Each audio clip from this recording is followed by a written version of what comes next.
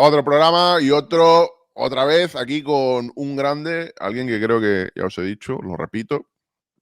Y además me pasa, John, y no estoy exagerando, que me lo han agradecido probablemente 7, 8, 10 oyentes, me han agradecido, me han dicho, ostras, gracias a ti he conocido el canal de John y ya le he visto 15 vídeos. Me encanta que tío con tanto talento.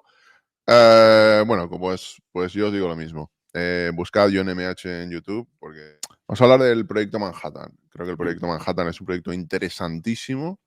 Sabéis que es el proyecto en el que, bueno, entre trabajadores directos e indirectos, según los estudios, hubo 120.000 personas empleadas en el proyecto Manhattan, que es una auténtica locura, directa e indirectamente.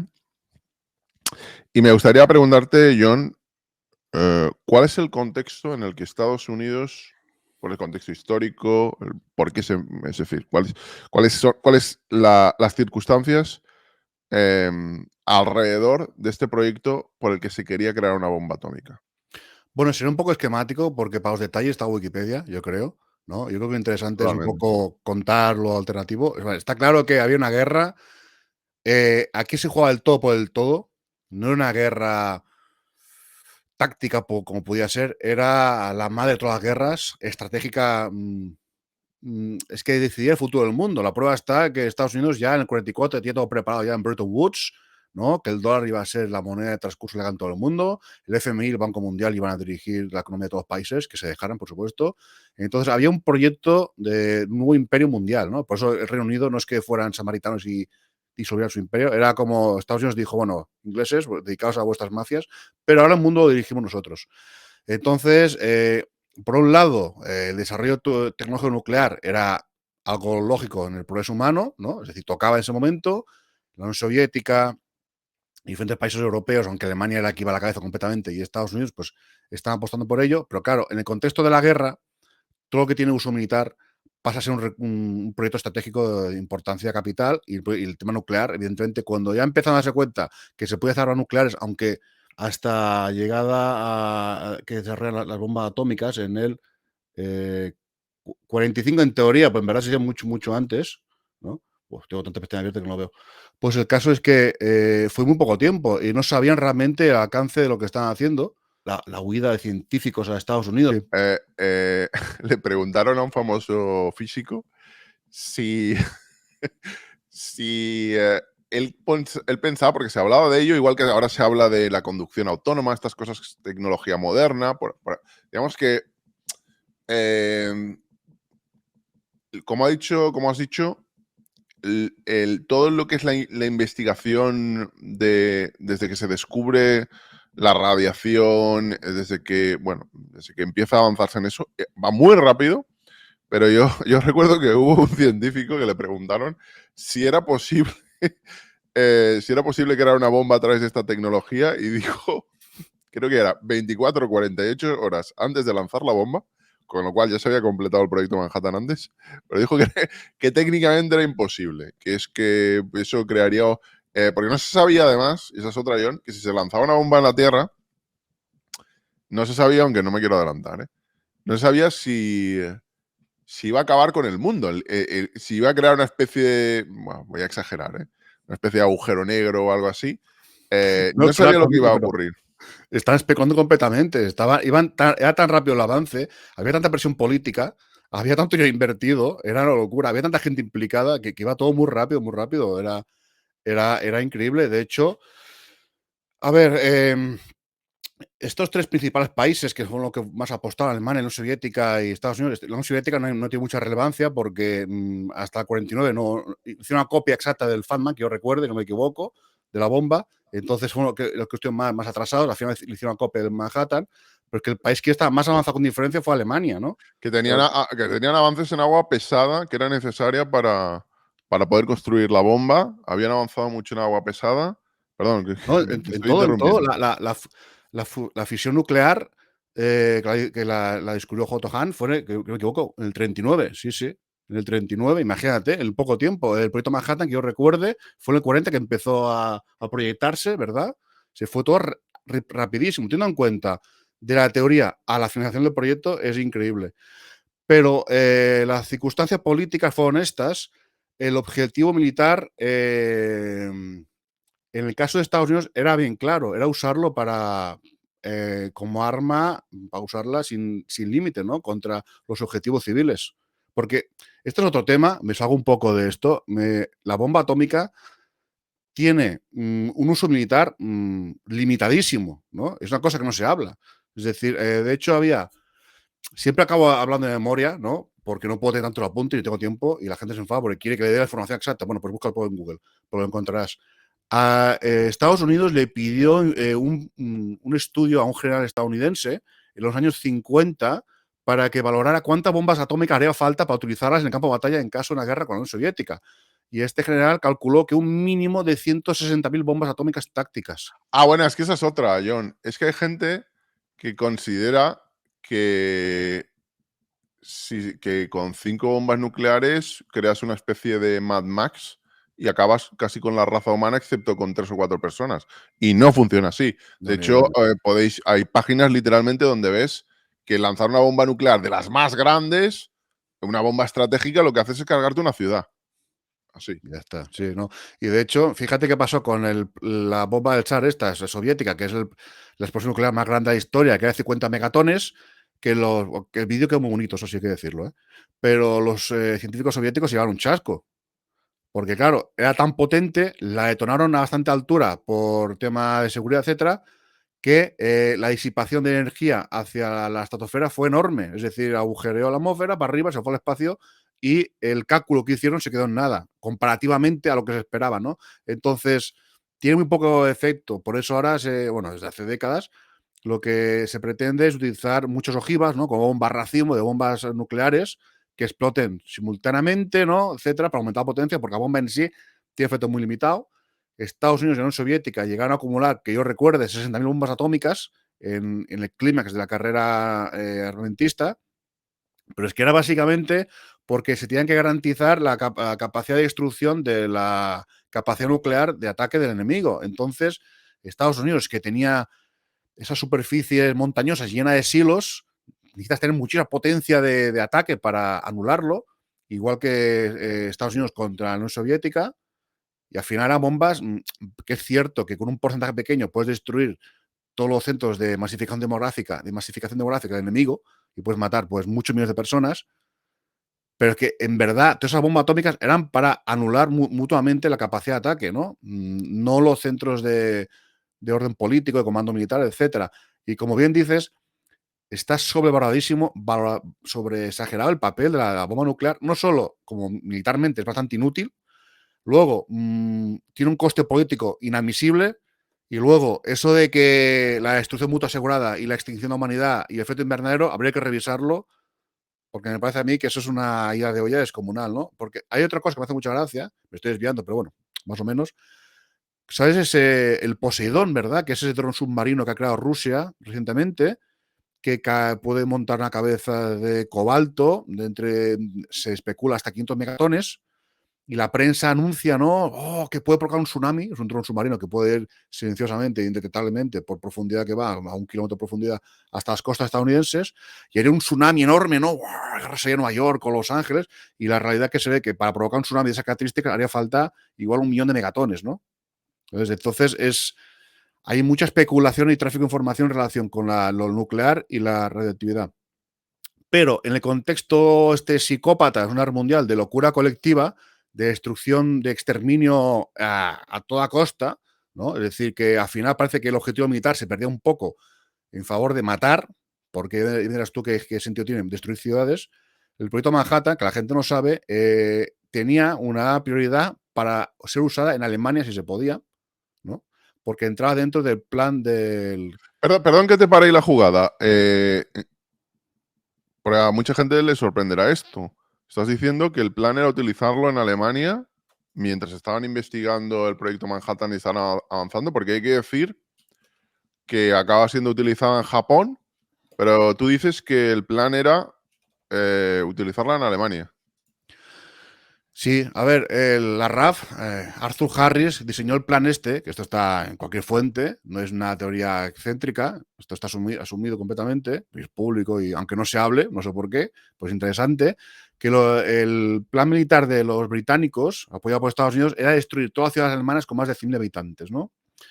Ya dije la semana pasada que la ciudad de Würzburg, por 100.000 habitantes más, fue destruida, entró en plan de destrucción, y por eso fue la ciudad proporcionalmente más destruida de toda Alemania, de toda la Segunda Guerra Mundial, dentro de lo que es Alemania, ¿no? Más que Dresde, porque era pequeñita, entró por 7.000 habitantes y con la capacidad de ataque que tenían ya los bombarderos estratégicos, pues a tomar por saco. Y entonces, sí, era la lógica de la guerra que escalaba al infinito y la utilizaba bombas atómicas en Alemania, como se hizo la tormenta ígnea con fósforo en Hamburgo o Dresde, etcétera. Acaba la guerra, porque el proyecto Manhattan hay que hablar de ello. Tengo aquí todos apuntes apuntados y tal, porque parece ser que fue bastante chusco el resultado. No es como la película, lo siento, de Oppenheimer. Chusco. Chusco el resultado. ¿Por qué dices eso? Lo tengo todo apuntado aquí en detalle. Es decir, bueno, para hacer un resumen es igual.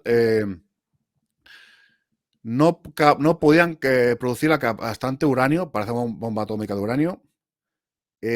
Optaron por hacerla de plutonio, que es más fácil de producir, correcto, pero tienes que utilizar uranio. Cuando hicieron la bomba de plutonio, se quedaron sin uranio para hacer la uranio. La bomba de plutonio se dieron, porque como decimos, esto en avance tan rápido, a contrarreloj, no sabían detonarla. Luego se descubrió cómo se hacía, gracias a los alemanes.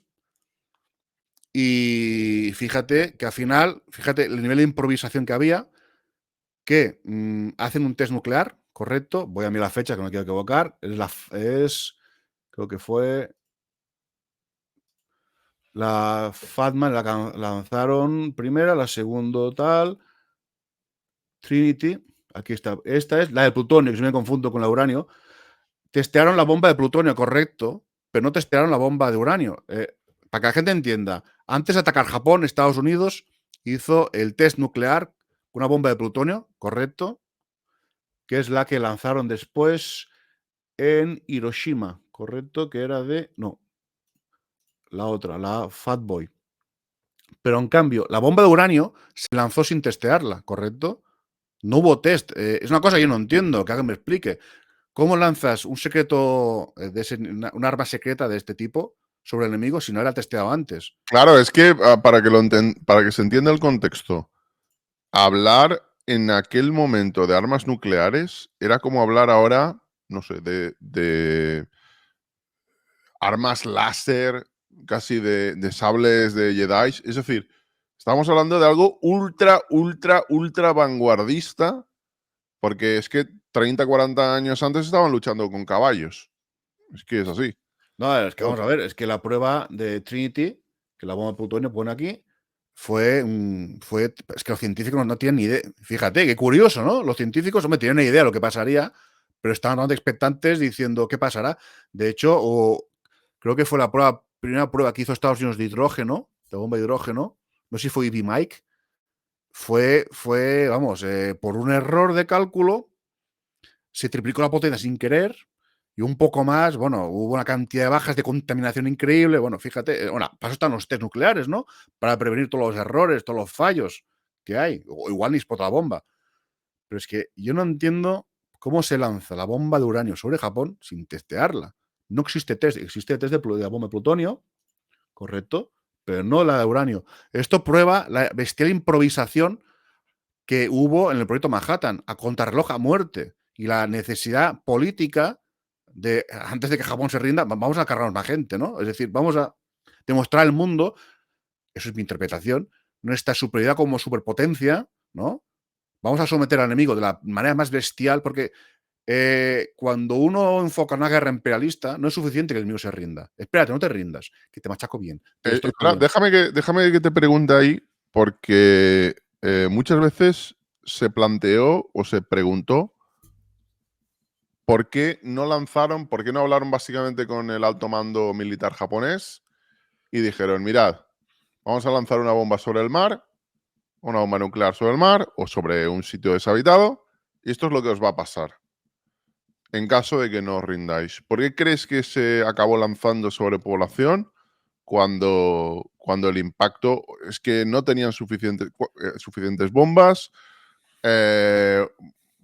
necesitaban que fuera muy rápido? ¿Por qué crees que no se hizo una prueba en un sitio que hubiera salvado muchas vidas? ¿Por qué crees que no se hizo eso? Bueno, aquí mucha gente no estará de acuerdo, cada uno tiene su opinión. Yo escucho muchas tonterías, como que se ahorró muchas vidas humanas, unas tonterías. Está claro, primero, que Japón no era la Alemania nazi. Es decir, Alemania nazi había la mentalidad de o resistimos o no nos extinguimos, ¿no? En la mentalidad nazi te estoy hablando, ¿eh? ¿No? Con el tema que cómo enfocar el mundo ellos, etcétera. Japón no. Japón no veía la derrota como la extinción del pueblo japonés, esa, ¿no? No están los soviéticos con ansias de venganza. Hay otra perspectiva. Además, era una isla. O sea, es un país que, con el momento que Estados Unidos le hizo el embargo petrolero, Japón avisó a Estados Unidos que diciendo, como hagáis el embargo petrolero, la guerra es inevitable. Es que, porque Japón no tenía futuro. Si Estados Unidos hacía un embargo petrolero y luego hubo el ataque de Pearl Harbor, ¿no? Como ataque preventivo e intento de hacer algo porque Japón estaba condenada. Era un país, en realidad, hubo muchas bajas para capturar todas las islas una a una, pero en realidad es que es un país que Estados Unidos tenía una superioridad militar tan abrumadora, tan ridícula, que no hacía falta nada de eso. O sea, no hacía falta. Está claro que eso fue una demostración de fuerza y una demostración de crueldad gratuita para someter al enemigo la manera más implacable posible. ¿No? Es decir, no es solo suficiente. Yo creo que es un poco lo que está haciendo Rusia con Ucrania, es otro tema, pero es una guerra de desgaste, ¿no? De hecho, Franco hizo lo mismo con la guerra civil española, siempre decidió no ir directo a Madrid, sino hacer la guerra, alargarla, hacer todo el año que puedas, porque así redestruyes toda la resistencia espiritual del pueblo que vas a colonizar. Igual que hizo con Alemania, Japón fue lo mismo. Es claramente un abuso, un genocidio, y una cosa profundamente repugnante. Pero al fin y al cabo, la destrucción que hubo en Hiroshima y Nagasaki, aunque sea la imagen del epicentro sea estremecedora, todo ese vacío, la destrucción de Tokio con explosivos convencionales no fue menor. Yo creo que fue bastante mayor que las bombas atómicas. Tú que has leído bastante, Jordi, seguro que estás. ¿Qué opinas? Yo creo que estás de acuerdo. La destrucción Eso fue tremendo. sí, Probablemente sí. murieron medio millón de personas. Sí, sí, murió más gente con las dos bombas atómicas juntas, pero no se puede saber, no había censo de población. Entonces, para mí es clarísimo, claro, como decía una lista militar, los militares no malgastan recursos militares en matar civiles. No tiene ningún sentido, no tiene una efectividad militar. Siempre son decisiones políticas. Es una decisión política que evidentemente en un Oppenheimer no creo que la refleje, no voy a ver la película ni ganas, pero no creo que te digan que es sencillamente puro imperialismo y someter a un país de la manera más cruel para que luego esté totalmente, tenga un sentimiento de estar totalmente derrotado.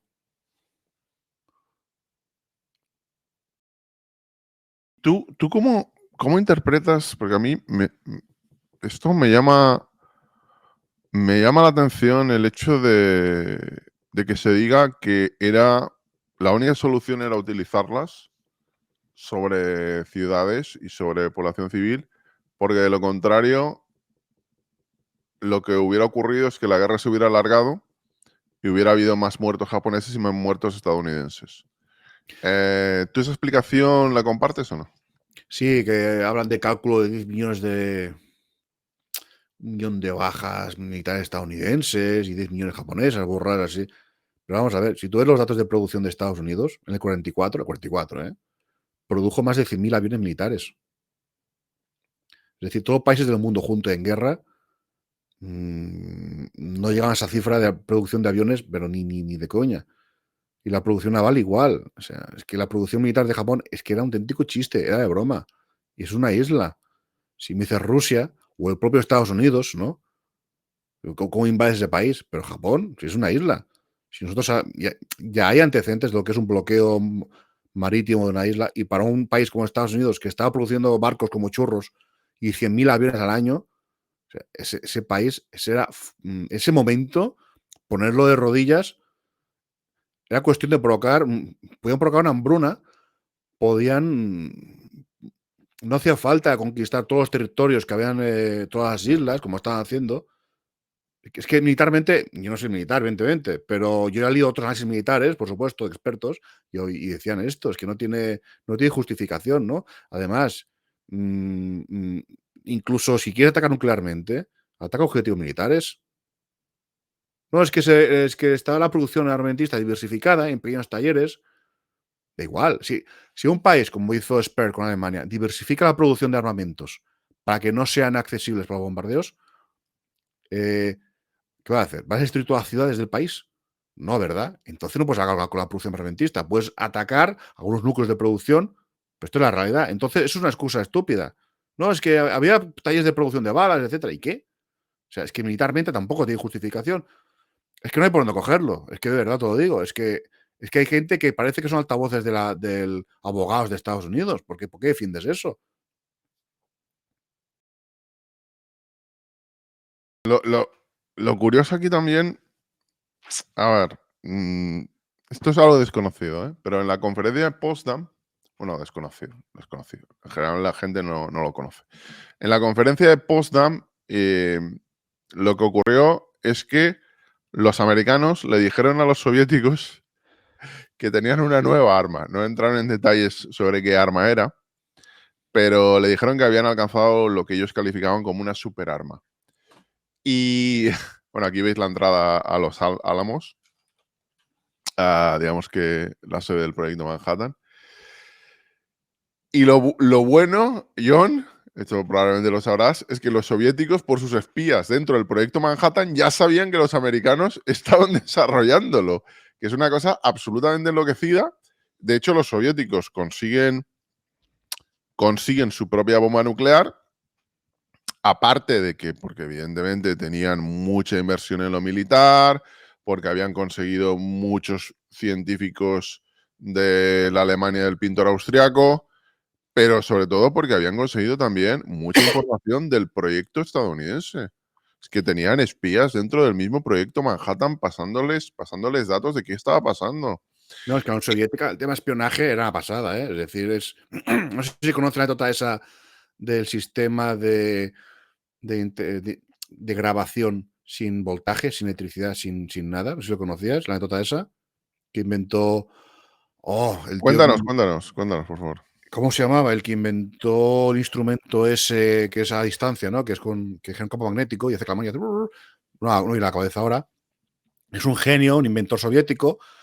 Enviar a unos niños a la embajada estadounidense en Moscú, eso, el año 50, creo que está vivo Stalin, ¿no? Y trajeron un escudo de Estados Unidos en madera tallado, precioso, ¿no? Y el embajador, qué bonito niño, no sé qué, ¿no? Y lo pusieron en la pared, qué bonito. Ala.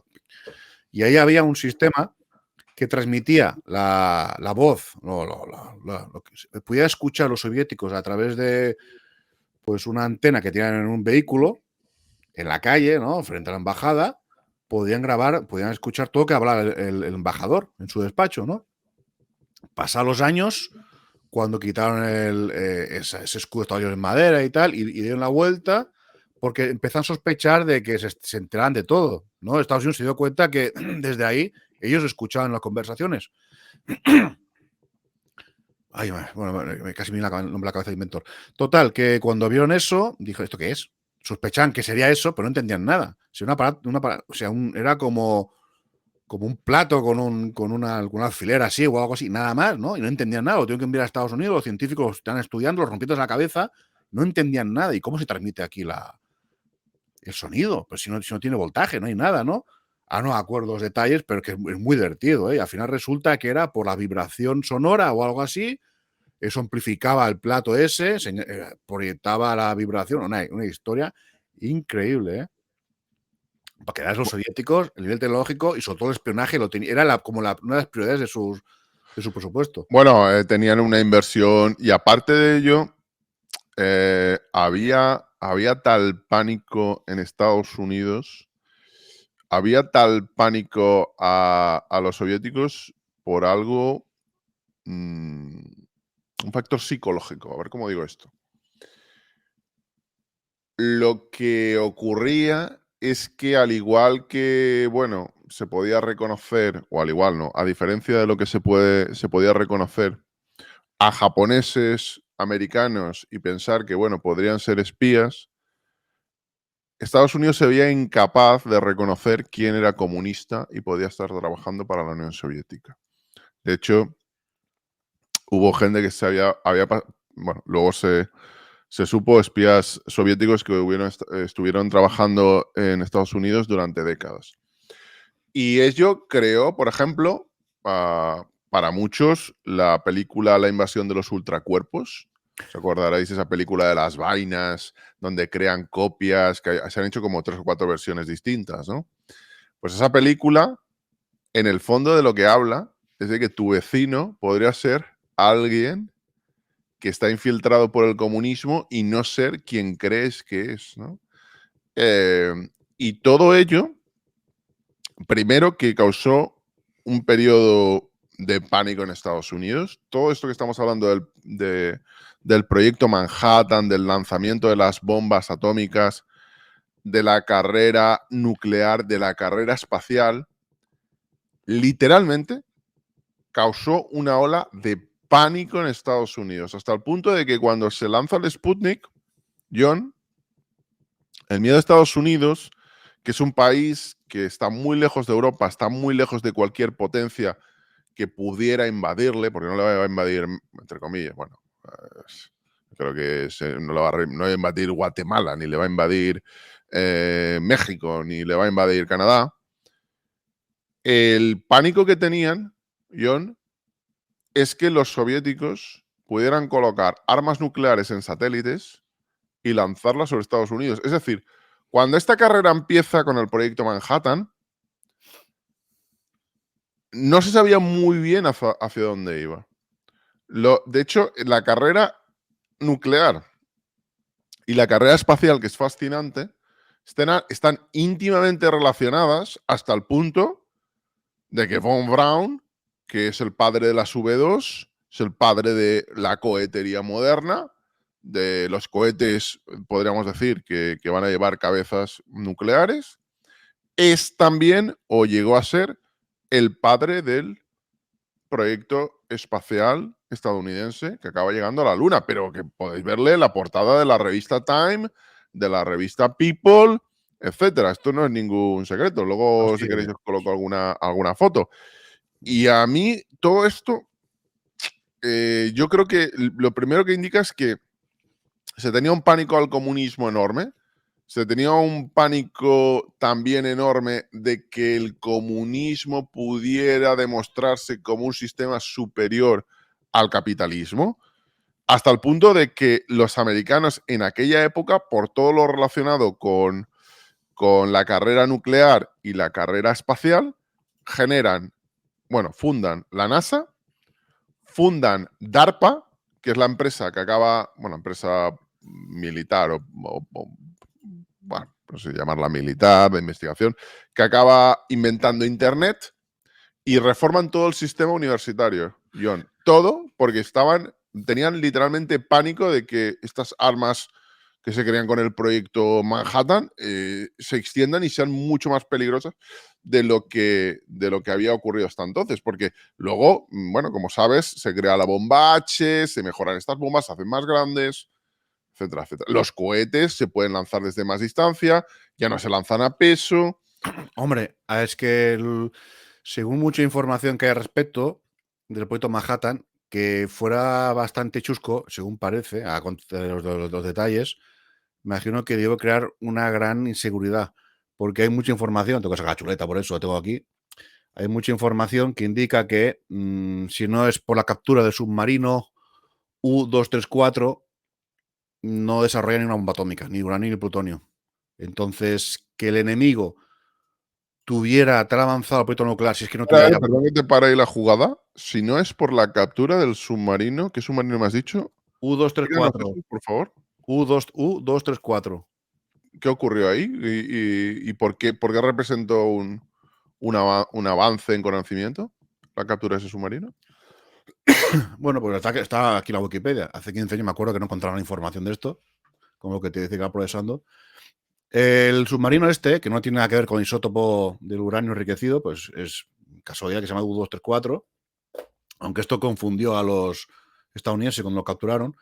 Este submarino, que era de la clase más grande que fabricaba la Alemania nazi, se cargó con todos los que son planos o miniaturas o piezas, lo que fuere, de los avances tecnológicos de la Alemania nazi, lo más secreto que tenía.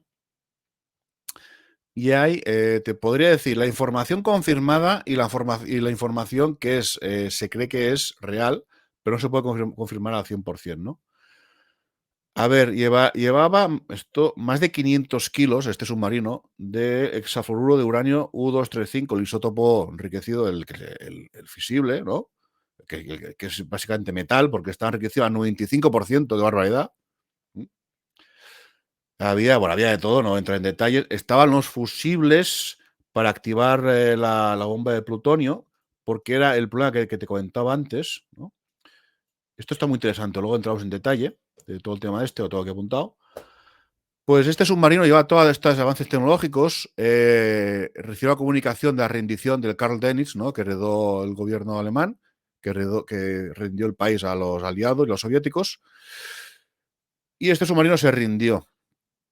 Y bueno, básicamente, todo esto está confirmado, esta información, se descargó en Estados Unidos, la CNN hizo un reportaje en los 80, intentaron entrar los periodistas en profundidad, pero Estados Unidos, el gobierno, declaró la información ultra secreta y no, aunque pasaron los años, no iban a declarar qué tipo de uranio. CNN intentó saber si el uranio era enriquecido o no, pero por los cables que se han desclasificado de comunicación militar, se sabe que sí, que eran uranio enriquecido. Por otro lado, mira que tengo aquí esta página, un momentito que lo abro, te puedo ir sacando citas. Mira, sobre el proyecto Manhattan, memorando escrito por el jefe de los Álamos, Eric Jett, bueno, los jefes que había, en 28 de diciembre de 44. Un estudio del envío de uranio apto, es que esto es una traducción, un estudio del envío de uranio apto para bombas durante los últimos 3 meses muestra lo siguiente. Al ritmo actual tendremos 10 kilos alrededor del 7 de febrero y 15 kilos alrededor de 1 de mayo, ¿no? Esto es una cita. O sea, no estaban produciendo uranio ni para atrás. Utilizaban el calutrón, ¿no? Que era la evolución de otra tecnología, que no recuerdo el nombre ahora, que Manfred von Ardenne se mofaba un poco de ello porque tenía muy poca eficiencia y era increíblemente caro por un consumo eléctrico absurdo, ¿no? Para que veas. Es decir, haría falta 50 kilos de uranio enriquecido para el 24 de julio, ¿no? Era el objetivo, ¿no? Entonces no. Apenas llegaban para 20 kilos. Pone aquí que llevan 2.000 millones de dólares de coste para producir poco más de 100 libras de material fisionable para la bomba de uranio y 30 libras para la bomba de plutonio. No había ¿Has forma de dicho tomar. 2.000 millones de coste? Sí, sí. ¿2.000 millones de la época? Sí, sí. Madre mía. En su momento, claro, el uranio enriquecido era lo más caro que Esto existía en el está, mundo. para que lo entendáis, 2.000 millones de la época podrían ser perfectamente 70.000 millones, 80.000 millones de ahora. No sé si está pasada al precio actual, ¿eh? No entiendo si la fuente se refiere a todo el coste del proyecto Manhattan en sí, porque al fin y al cabo lo que están produciendo era eso, puede referirse. Podría ser, porque claro, pones 100.000 personas a trabajar, creas una ciudad nueva en el desierto. El proyecto Manhattan sé que costaba a precio actual los 70.000 millones de euros y Estados Unidos no tenía el 50% del PIB del mundo como tuvo después, en los años 60, correcto. Entonces, para Estados Unidos fue un desfalco económico brutal y eso es, mucha información apunta a esto, que no eran capaces de pasar todos estos problemas. Bla, bla, bla, bla, bla, bla. Esta información muy interesante. Bla, bla, bla, bla, bla, bla. Los cálculos y tal, si es que no llegaban. Había comunicaciones también de congresistas, aunque era un proyecto secreto, tiene información protestando con el presidente de Estados Unidos. ¿Vale? En el momento que el submarino U-234 fue escoltado al puerto de Portsmouth, el proyecto Manhattan estaba al borde de la desesperación.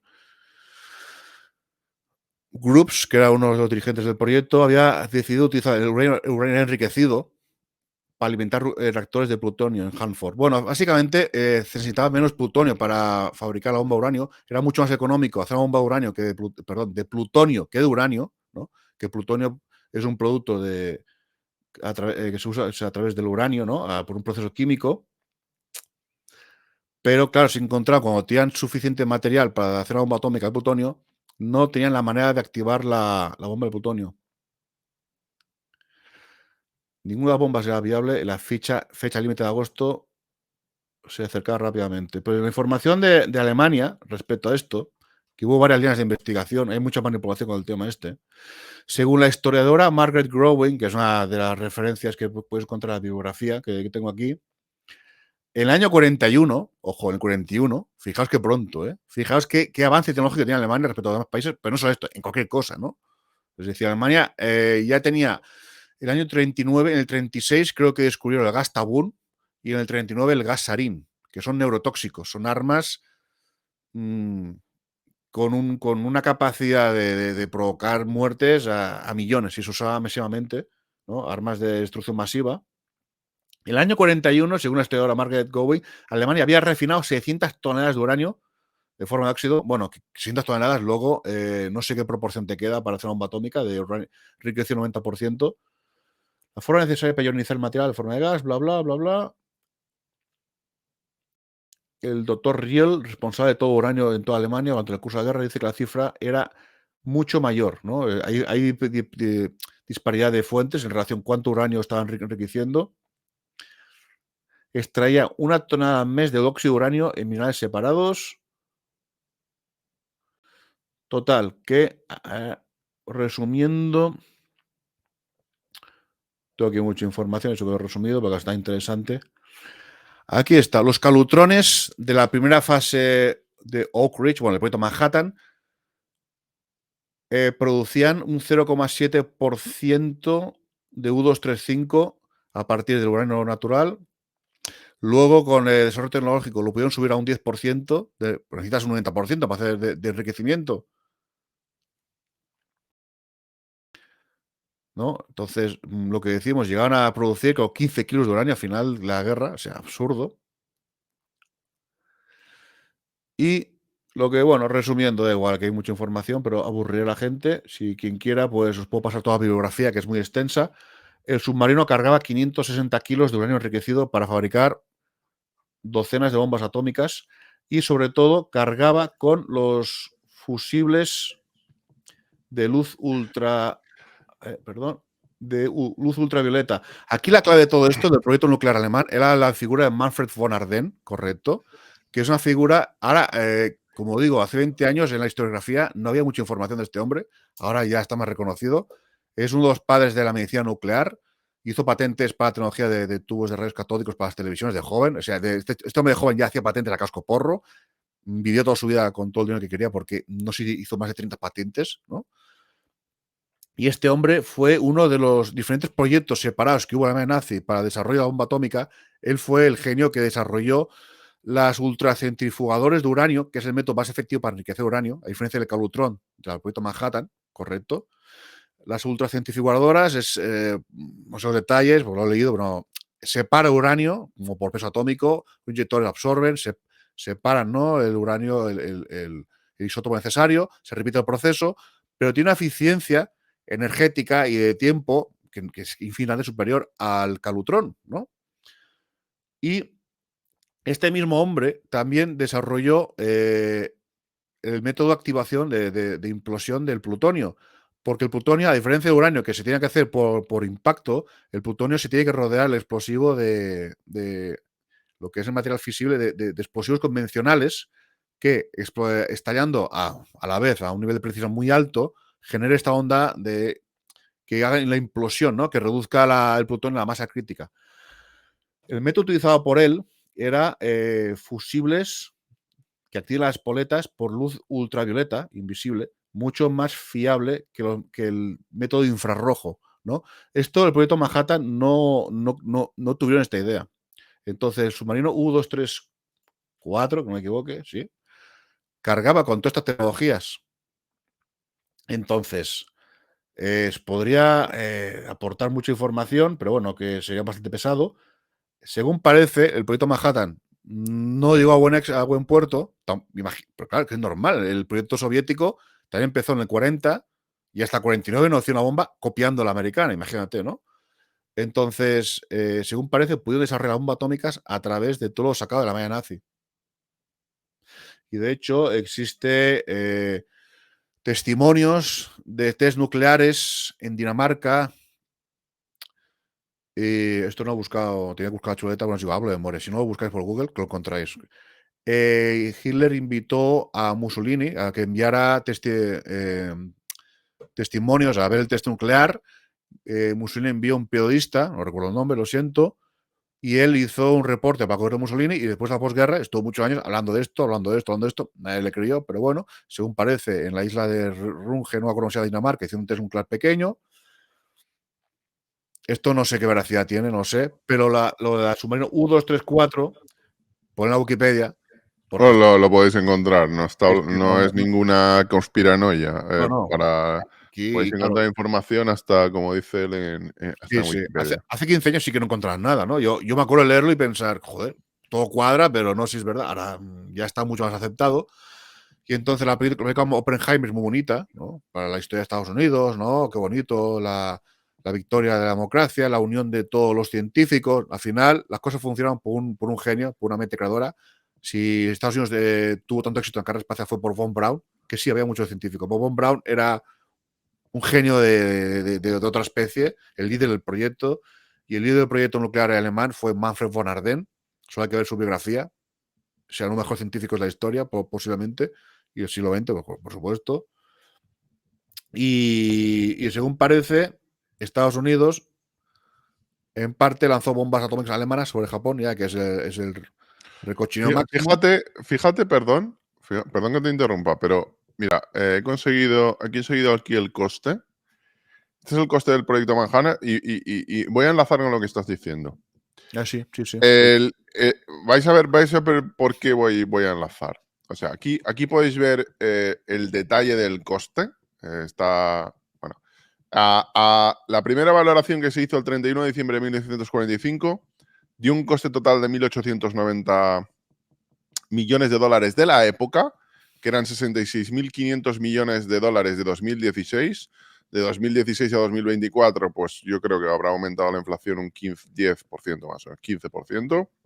Estamos hablando de que serían unos 70.000, 72.000 millones. Luego esos 1.890 millones, cuando en 1947 se empezaron a sumar otro tipo de gastos, se vio que el coste del proyecto Manhattan no había sido 1.890, habían sido 2.400 millones, que podríamos decir que en total podían ser como unos 80.000 millones de la actualidad. Se hicieron 4 bombas. 4 bombas. Eso significa que las 4 bombas, cada una costaba 600 millones de dólares de la época, o más o menos, unos 20.000 millones de dólares cada bomba nuclear. Entonces, fíjate, John, tú imagínate lo que hubiera ocurrido si los japoneses no se hubieran rendido. No había tenían literalmente 4 bombas. Evidentemente, podríamos decir que en 1, 2, o vete tú a saber cuántos años, o yo no sé cómo podrían haber repetido, si esto, la cadencia hubiera aumentado, la velocidad hubiera aumentado.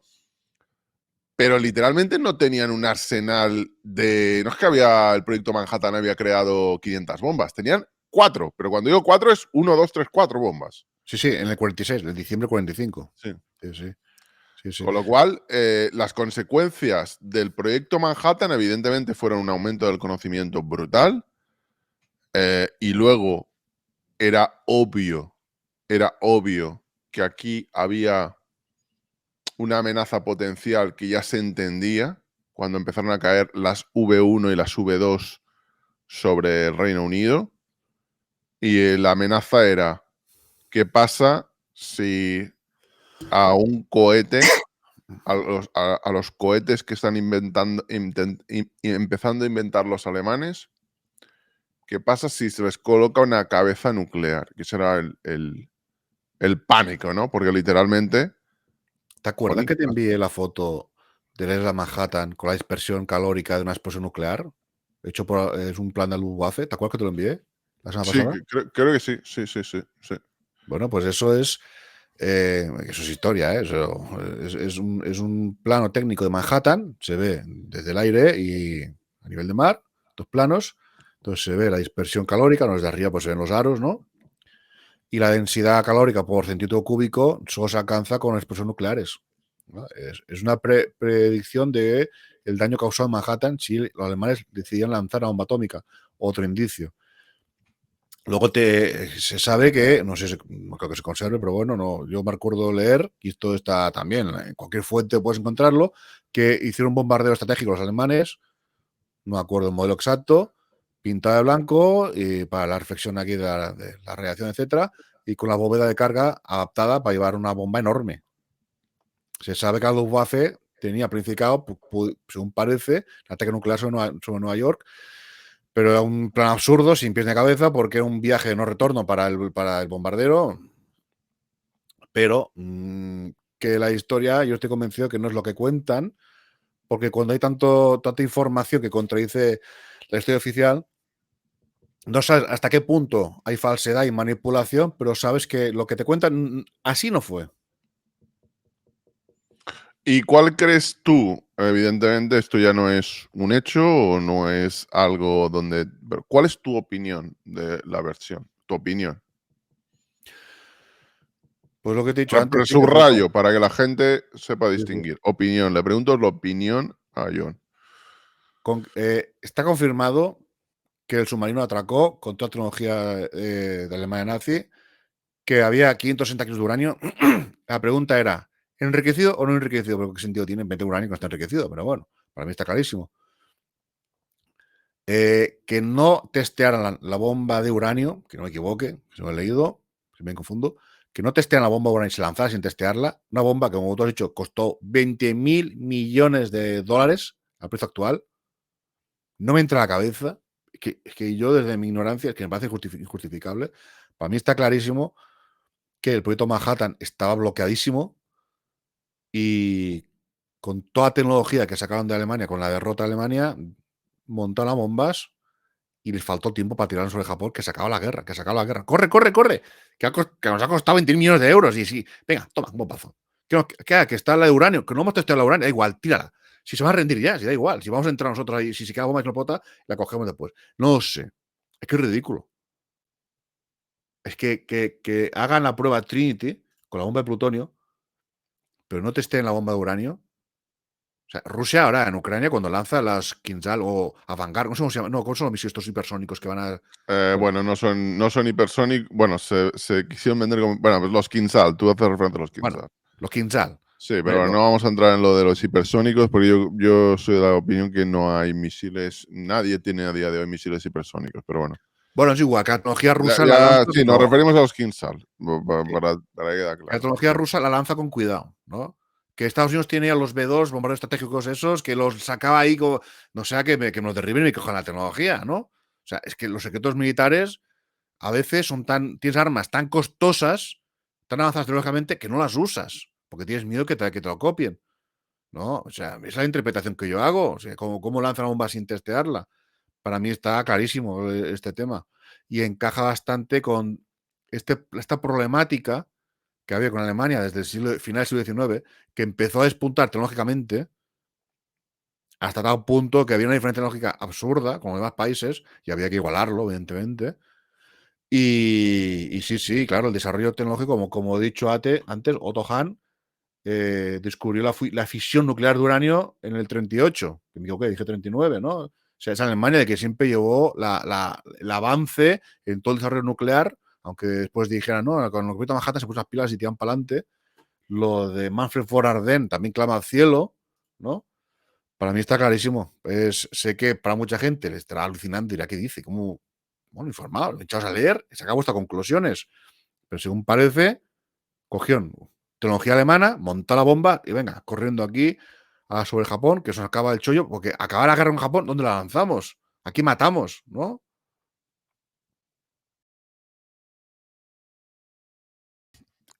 ¿Qué crees que hubiera ocurrido si las bombas atómicas no se hubieran lanzado sobre Japón? O sea, si imaginamos una historia distinta, si intentamos construir una distopía en la que no se lanzan las bombas atómicas sobre Hiroshima y Nagasaki, que sabes, bueno, tú sabes perfectamente que se preveía, yo no voy a decir si es lo que hubiera ocurrido, porque nadie lo sabe, se preveía una batalla por la conquista de Japón muy sangrienta. Bueno, pero ¿cuál es tu opinión de lo que qué crees que hubiera ocurrido si no se hubieran lanzado las bombas?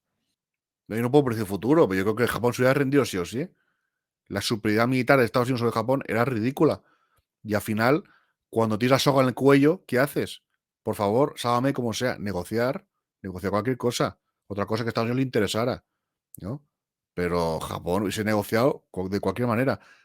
Estaban deseando negociar, que me consta lo que he leído, que ya Japón ya estaba pensando cómo acabar la locura esa, porque, claro, el bombardeo de Tokio, no sé qué fecha fue, para ubicarlo, o sea, de que te destruyan la capital de esa de manera tan bestial, o sea, eso no soporta ni un país.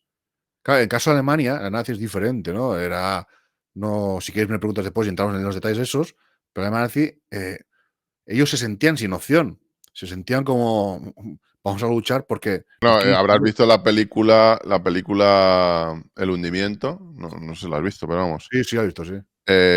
Yo creo que es una gran película. Creo que narra bastante bien los últimos momentos de la Alemania del pintor austriaco.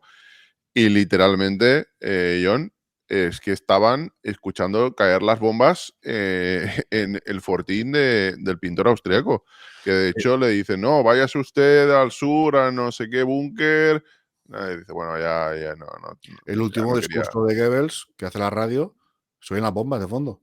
Está hablando y boom, boom, boom, boom. Es así, luchaban hasta el final, pero desesperados. Es por cuestiones políticas. De hecho, el atentado este de el Valkyria, que se llamaba, ¿verdad? Con von Stauffenberg, correcto. Eso fue, pues, contactaban con los aliados, ¿no? Los conspiracionistas, y los aliados dijeron: Fuera, fuera. No me mates al pintor austriaco que me chafará el negocio". Esto fue así. Imagínate cómo estaba la situación política, cómo en aquel momento que Estados Unidos quería la guerra hasta el final para que quedase todo el país, junto a la Unión Soviética, porque querían quedarse todos científicos, todos secretos, toda la riqueza del país, que no querían saber nada de matar al pintor. Claro, es que el von Stauffenberg llega a tener éxito con el bombazo ahí en el búnker ese, y yo creo que los aliados, los americanos, han dicho: "Maldita sea, nos han chafado el negocio, ¿ya qué hacemos?". Yo creo que la guerra hubiese sido igual, imagínate, con nuevo gobierno alemán, antinazi, se hubiesen quedado y pues igual, vamos a ir con la guerra igual, ¿sabes? Porque se hizo la guerra, el proyecto Valkyria era para evitar la rendición incondicional o alargar la guerra, acabar, y la idea era de ellos, la idea romántica: "Vamos a negociar con los americanos y los ingleses, ya está, hemos matado al malo, se acaba todo". Y los americanos era rendición incondicional, ¿qué quiere decir? O sea, vete, dame el país, ¿no? Pero Japón no. Japón Japón no tenía esa tesitura, no tenía a los soviéticos ahí deseando hacer las venganzas. El plan Morgenthau, correcto, eso se filtró a la prensa, lo puedes ver en la Wikipedia, por ejemplo. No hace falta irse a libros de historiografía muy específicos, ¿no? El plan Morgenthau se hizo el plan Kaufman, que fue un globo sonda que hizo Estados Unidos, un libro que se editó como, ay, lo ha escrito un tío, nosotros nada que ver, ¿no? Es muy típico del gobierno, hace un globo sonda, que era un plan para la extinción de los alemanes, ¿no? Así, muy bonito. La New York Times y Washington Post, qué gran libro, buenísimo, ¿no? Y la gente parece que lo aceptó. Pero claro, la gente lo interpretaba como ficción, como una tontería propia de la guerra, ¿no? Cuando se hizo el plan Morgenthau, ¿no? Del secretario de Estado de Estados Unidos, Henry Morgenthau, creo que se llamaba, lo firmó Churchill y Roosevelt, se filtró a la prensa y fue un escándalo y se tuvieron que desentender. Y los mismos que lo firmaron, se tuvieron que desentender públicamente, pero claro, los estadounidenses dijeron: "¿Pero qué estás haciendo?". O sea, el plan Morgenthau era reducir las calorías diarias de la población, más o menos, ¿no? Es decir, la desindustrialización del país completamente, es decir, que volverlo un mundo agrícola y casi medieval, y que se alimenten entre 1000 y 1000 calorías al día, una persona, ¿no? Y eso garantizaba que en poco tiempo tuvieron que morir 10 millones de personas ahí. Y con los prisioneros de guerra, lo mismo, bla, bla, bla, bla, ¿no? Dividir el país en dos países separados, pequeñito, el resto entregar a los vecinos todo.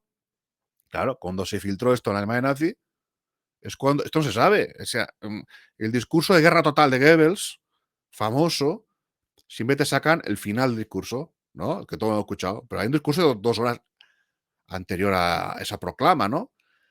Cita el libro del plan Kaufmann, ¿no? De la extinción de los alemanes, que Hitler ordenó imprimir millones de copias al alemán, traducirlas para se lo entregaban a los soldados, ¿no? Como diciendo, mira, esto quieren hacer con vosotros, ¿no? Y luego se filtró el plan Morgenthau. Ahí se hizo el discurso ese y Goebbels dice una cita ahí que dice, quieren convertir este país en un campo de patatas. Claro, eso, el impacto psicológico que causa esa filtración en el gobierno alemán, si había alguno que pensaba, el pintor este está loco, claro, cuando escuchas eso dices, pero ¿qué futuro nos van a hacer para nosotros, esta gente? Esto es como aquella octavilla, esa carta pequeña que hizo el comisario de Cultura soviético, Eria R. Burg, se llamaba, que hizo un poema que decía, soldado soviético, llega el momento de la venganza, humilla el corazón de la mujer alemana. Bueno, no me acuerdo exactamente, ¿no? Bueno, básicamente, empezar a violar. Estáis legitimados para violar, os han masacrado vuestras madres, vuestros padres, vuestros hijos en Rusia, la soviética, perdón. Ahora hay una venganza, ¿no? Cuando entraron ya en territorio alemán. Empezad a violar, y violaron 2.500.000 mujeres en el territorio del este solo, imagínate, ¿no?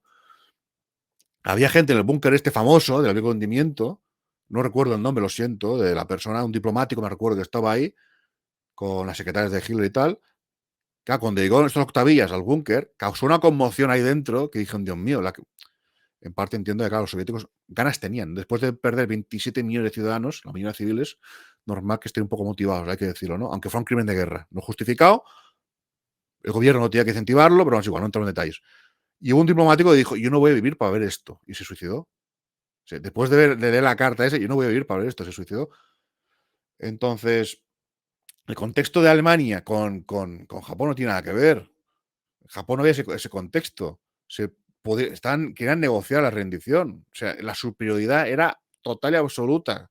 O sea, Japón militarmente era en ese momento, la producción militar de Japón era el famoso acorazado Yamamoto, ¿verdad? Se llama así. Esa bestia que tiene Japón, Yamamoto, el acorazado pueblo más grande de la historia. Ese barco no tenía gasolina ya, en aquel momento me acuerdo. No podía hacer funcionar el orgullo de guerra naval de Japón. O sea, es que no tienen petróleo, estaban en colapso ese país. Y esto del plan Morgenthau enlaza con el plan Marshall, muy interesante también, ¿eh?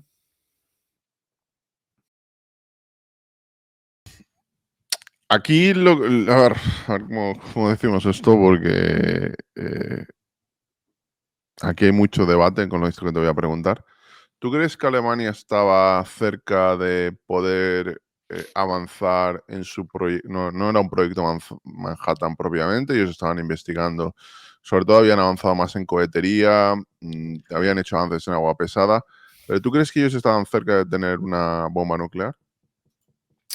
Debería buscarlo, pero bueno, es igual. A ver, según el testimonio de este periodista italiano, que fue enviado por Mussolini a Italia, hasta Alemania, según parece, Alemania tenía como 20 y pico bombas atómicas. Claro, que esto hay que coger con pinzas, como una información que sí que fuentes, testimonios hay bastantes por parte de Italia, etcétera, etcétera, que se hicieron test nucleares en la isla de, no me acuerdo el nombre, perdón, Rengen, no me acuerdo, en Dinamarca. Afirman que se puede comprobar, ¿no? Por el registro sísmico, pues no lo sé. Yo soy de la opinión que Alemania sí llegó a desarrollar completamente su proyecto nuclear. No sé si uranio, plutonio. Creo que era el plutonio que se requería el agua pesada. Según parece, la crisis de agua pesada que sufrió era real. Pero lo que era enriquecimiento de uranio, Alemania se puede decir que estaba desarrolladísimo porque las minas Jonastal de Checoslovaquia, que después la Unión Soviética las vació completamente, estaban siendo explotadas por la Alemania nazi, creo que de 40-41 así, ¿no? Se sacan miles y miles y miles de toneladas de uranio, ¿no? Que yo recuerde. No, supongo que mezcla con tierra, no sé qué, ¿no? Pero bueno, que por descubrimientos de Manfred von Ardenne, ¿no? De las ultracentrifugadas de uranio, aunque después se le atribuyó a otra persona, me parece otro científico alemán. O sea, a mí me apunta todo que sí, que se desarrollan bombas atómicas, creo yo, pero claro, científicamente, claro, es que la gente tiene mucha fantasía con el tema este. Los alemanes, la Wehrmacht o la Luftwaffe, la dirigencia política también, el pintor, tienen decir, ¿y qué hacemos con la bomba atómica? Si es muy bonita, bomba atómica, 20 kilotones, pero militarmente los que no sirve para nada. La batalla de las Ardenas, ¿qué va a hacer? ¿Va a tirar ahí? O sea, que no haces nada. Como dije, que el general estadounidense calculó que hacían falta 160.000 bombas atómicas para usarlas como artillería para tener un efecto sobre una guerra contra la Unión Soviética. Porque al final es como matar mosca a cañonazos, ¿no? Al final lo que se requiere es muchas explosiones y no 2 o 3 gordas. Entonces, yo creo que sí, que desarrolló el arsenal nuclear, pero a los alemanes no les servía para nada. Sabía que el coste político iba a ser inasumible, porque ya perdiendo la guerra, encima se iban aquí a lanzar una bomba atómica igual sobre Londres. Es que no tiene pies ni cabeza, ¿no? Ya sé que atribuirle algo de razonamiento al pintor, pues mucha gente estará escandalizada, pero vamos a ver, ¿y qué es el sentido común? O sea, ¿a qué sirve la bomba atómica? ¿No? Sí, que hicieron ataques con las V2 sobre Londres, ¿no? Pero claro, eso era un juvenil comparado con lanzar una bomba atómica sobre una ciudad civil. O sea, sabes que el enemigo que te está ganando se te va a comer. O sea, ya los ataques sobre ciudades civiles alemanas eran pavorosas.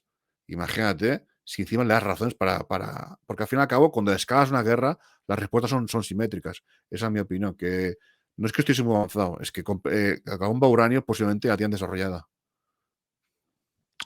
¿Y tú qué crees qué crees cuál crees que fue el papel de la Unión Soviética? Porque la Unión Soviética, como hemos dicho al principio, estaba prácticamente enterada de lo que estaban haciendo los americanos con el proyecto Manhattan porque tenía espías dentro del proyecto Manhattan. Tenía, bueno, de entrada, y esto es un dato muy interesante, los, los soviéticos ya sospechaban, incluso al inicio del proyecto Manhattan, que los americanos estaban investigando, porque un doctorado en física muy joven, esto no sé si lo conté en el programa anterior, creo que sí, Sí. eh, se había dado cuenta de que se habían dejado de publicar artículos científicos en revistas internacionales, bueno, al menos en revistas anglosajonas, se habían dejado de publicar artículos. Con lo cual, él tenía la intuición, y era una intuición acertada, de que esos artículos se habían considerado a partir de entonces material de alto secreto que no podía ser compartido. Eso ya hizo, oye, se puso en contacto de todas las maneras posibles con la dirigencia de la Unión Soviética y al final, bueno, se dieron cuenta de que eso podía ser así. Y ellos intentan averiguar qué estaban haciendo los americanos.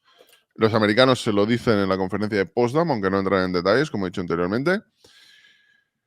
Y los soviéticos entran en su propia carrera por construir su propia bomba nuclear. ¿Tú ahí cuál crees que es el papel de los soviéticos? ¿Cuál crees que es? Bueno, porque los soviéticos, como la otra superpotencia, evidentemente no querían quedarse atrás. Que además, por cierto, hicieron literalmente, se trajeron todos los servicios, todos los científicos de la Alemania del pintor que pudieron durante finales de 1945. Eso lo cuento en un podcast en Espurna. Intentaron atrapar a todos los posibles para poder acelerar su proceso de construcción de su bomba y también de cohetería. Bien. A ver, sorprende. A ver, es que la apuesta de Estados Unidos en el proyecto Manhattan, ya has visto, el plan estratégico, el coste económico, increíble. Salía en la que has puesto a Wikipedia, que está interesante, comparaba el coste del proyecto con el coste en producción de tanques, por ejemplo, ¿no? De toda la guerra de Estados Unidos, ¿no? Un porcentaje ahí. O sea, fue una inversión brutal. Está claro que yo desconozco los números de la Unión Soviética, pero aún teniendo todos los espías, aún sacando todos los planos, no hicieron la bomba hasta el año 49, imagínate. ¿No? Es pura ciencia 4 ficción años para aquella más. época. Sí, sí. Sí, correcto. Pero claro, también aquí pinta, Stalin tiene una afición un poco rara, ¿no? Le gustaba mucho enviar a los científicos a los gulags a trabajar un tiempo, ahí a picar piedra, y luego les mandaba un gulag de lujo, ¿no? Donde están bajo tierra ahí. Entonces, yo no sé en qué punto puede afectar eso, porque aquí me he abierto la lista. Mira, el Tupolev, Miasishev, que era diseño de aviones, Glushko, jefe de motores cohete, Korylov, aviones y cohetes. O sea, todo lo mejor de científico de la Unión Soviética pasan su época en un gulag ahí, pringando como... Bueno, el diseñador jefe, del proyecto aeroespacial y el padre del Sputnik, literalmente estuvo en un gulag y muere. Todos, Perdió hasta todos, los dientes y creo que sufrió un evento cardíaco. todos. Ese Stalin no sé, no perdona a nadie, ¿no? Era muy socialista en ese sentido, pero hombre, si tienes los científicos, lo más destacado del país, déjalos en paz, que te hacen tecnología. ¿Sabes lo más alucinante? Dime, Lo más alucinante de Korolev es que ni si cuando acaba en un gulag, aquí lo tengo, sí, sí. lo alucinante de Korolev es que, ¿sabes por qué se quería ¿Sabes en qué estaba preocupado Korolev?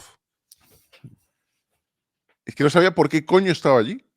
No es así, es así. Es que no lo sabía y su primer intento era averiguar por qué le habían llevado allí. Evidentemente te dicen, ¿no? Porque has hecho actividades contra lo que sea, ¿no? Contra el país o lo que sea. Pero tú no, él no lo sabía. Él no lo sabía hasta que se dio cuenta que parece ser que lo que había ocurrido es que alguien en el departamento, bueno, cualquiera que tiene un trabajo o una empresa, pues puede haber un trabajador o un compañero que sea que no tiene una buena relación. Y al No, final se da cuenta de que es que había sido alguna rencilla interna y por eso acaba en un gulag. aquí está León Ceremín. Ceremín era el que diseñó el sistema de comunicaciones sin voltaje y también estuvo el Gulag, ¿no? Mira, que no se escapa ni uno. Entonces, claro, no sé hasta qué punto, no se podrá valorar nunca, ¿no? Pero no sé hasta qué punto afectaría al proyecto de desarrollo de bombas nucleares, ¿no? Bueno, toda la tecnología nuclear en la Unión Soviética. Si tiene la afición esa rara, ¿no? De ir metiendo científicos en los gulags ahí a picar piedra. Qué cosa más rara, Dios mío. Pero bueno, está claro que la Unión Soviética siempre fue detrás. Luego creo que adelantó a Estados Unidos, ¿no? Pasado 20 años. En cohetería sí. Cohetería en los años 50 adelantaron a los americanos. Sí, sí, sí. Y Bien, nada, evidentemente en el proyecto aeroespacial, porque ya no solo fue, es que no solo fue el Sputnik, es que cuando Yuri Gagarin se convierte en el primer hombre en el espacio, eso causó un shock mediático en el mundo. Causa tal shock en el mundo que literalmente empiezan a sentir pánico militar, como estaba diciendo, porque podría ocurrirles, podrían enviarles, igual que se envía. La noción era, igual que se ha enviado un cohete al espacio para colocar a un astronauta, se puede enviar un cohete con un arma, con una cabeza nuclear dentro, que ahora ya lo asumimos como normal. Pero entonces, cuando se averiguó que podía viajar miles de kilómetros, se asumía que podía impactar con una cabeza nuclear sobre Estados Unidos. al final, resumiendo lo que preguntabas, la historiografía que dice, no, la Alemania nazi no desarrolló la bomba, se quedó clavada, no sé qué. Me suena muy autocomplaciente, no se corresponde con todo lo que es la realidad del desarrollo tecnológico en general en la Alemania, no ya del pintor, sino de antes. Cómo despuntaban en todas las tecnologías por una manera absurda.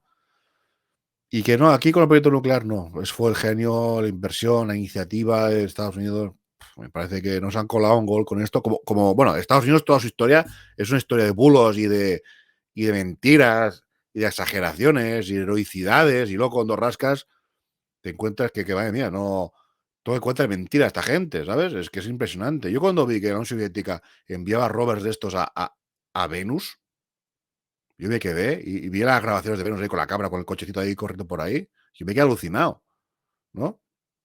Entonces, lo de la Luna, no tengo ni idea, no me he informado. Tú sabes un montón de esto, lo de Estados Unidos en la Luna. Pero la historia de Estados Unidos es bastante. Te embellece en todo, ¿no? Cómo equilibraron Europa. Los americanos liberaron Europa aquí y militarmente no pitan nada. O sea, pues tú ves la cantidad. Creo que tenía 12 o 15 divisiones la Alemania nazi contra los americanos en el frente occidental y tira 220 o 225 divisiones contra los soviéticos, ¿no? Ya miras tú la relevancia de los americanos en la guerra, ¿no? Eso para, y encima, fracaso tras fracaso americanos, que no se cuenta, ¿no? Aparece Market Garden, ¿no? Por ejemplo, y la ofensiva de las Ardenas, que un poco más y acaba en el mar esta gente, o sea, qué desastre de gente, ¿no? Pero bueno, oye, al final la propaganda, lo más importante, y lo que perdura. Bueno, John, si te parece, vamos a ir escuchando, o más que escuchando, leyendo algunas preguntas de oyentes, a menos que quieras añadir algún punto que se ha quedado en el tintero. Y si no, como te digo, vamos planteando cuestiones, las que haya de la audiencia. Sí, no, Sí, yo, perdón, yo John. tengo aquí toda la bibliografía, todo lo que lo Sí, puedo. bueno, es lo típico, que te van a decir, oye, ¿y esto que has dicho, eso, en qué te basas? Eso no es... En fin, bueno, ya se lo preguntáis por YouTube, Sí, el que quiera saber algún detalle.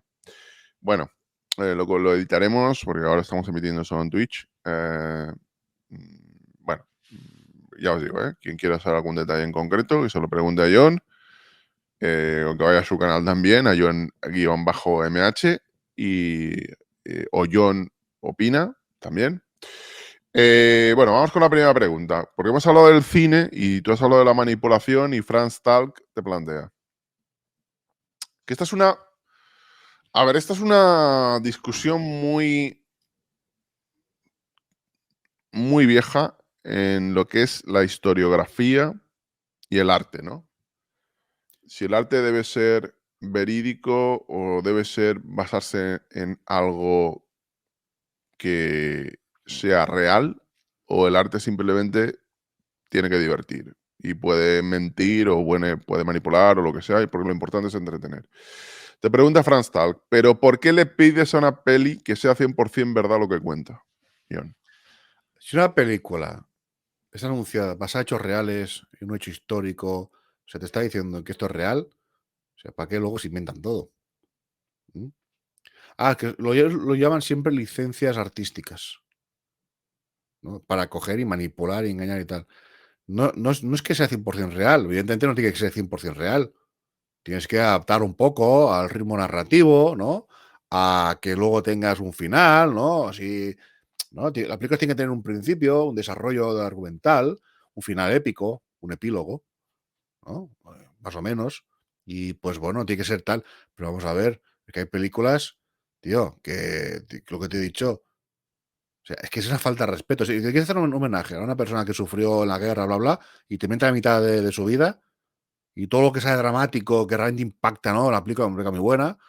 Y ostras, cómo impacta esto. No voy a decir la película porque es el tema de siempre, que no, sé, que no quiero hablar, no quiero hablar de temas polémicos.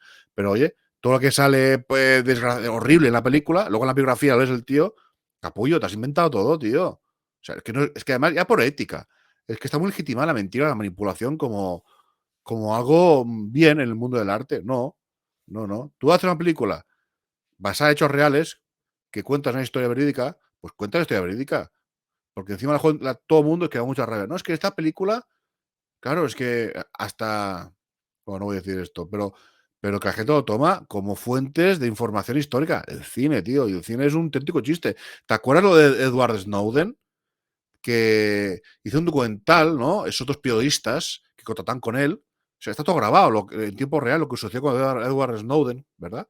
Pues luego hicieron una película de lo mismo que está grabando el documental, ¿sabes? Con actores, ¿no? Y entonces, el que ha visto el documental ese de los periodistas que contactan con Edward Snowden, la información, y todo el rollo, y ves la película, es que es un insulto de inteligencia.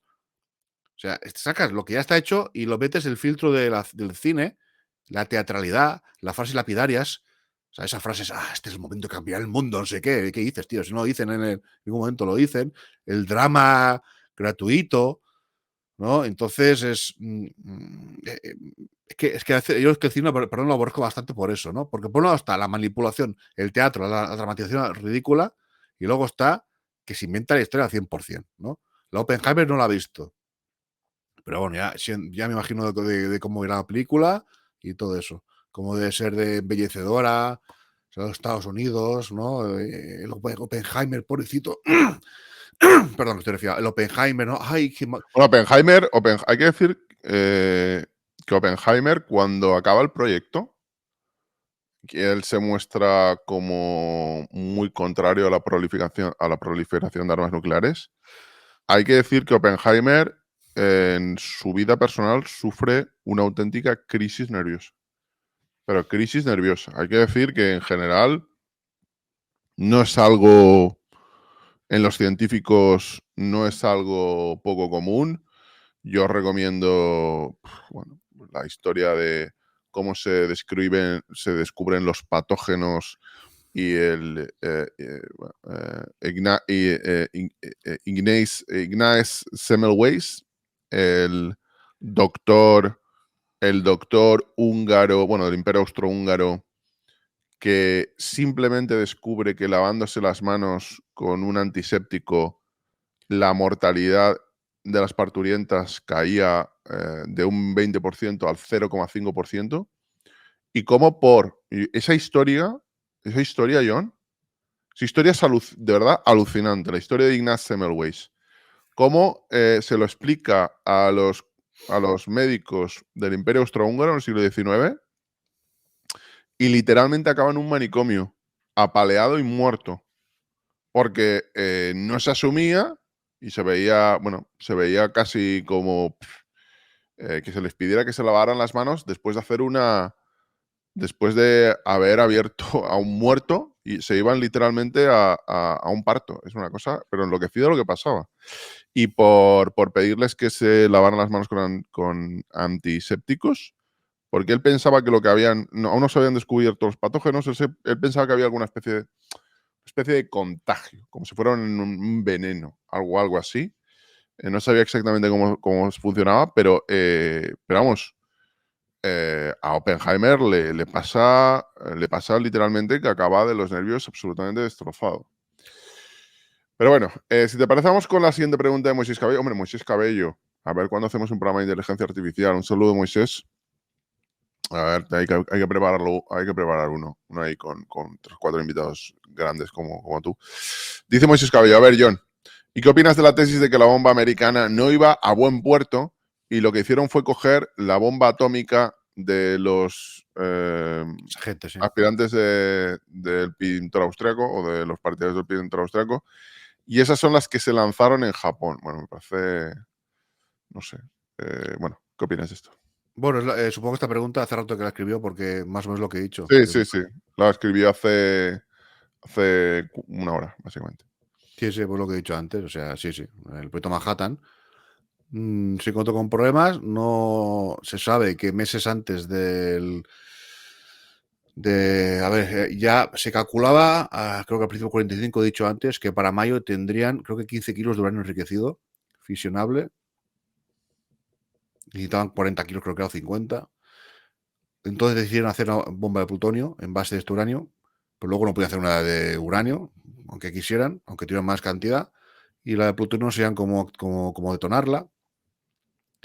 Y al final, bueno, pues esto es la información que hay, y existe también tanta información del proyecto nuclear alemán que contradice la historia oficial, ¿no? O sea, los planes técnicos para destruir el Manhattan, el avión adaptado para cargar una bomba, testimonios de la isla de Rügen, creo que se llamaba, en Dinamarca, los 3 núcleos que hicieron ahí.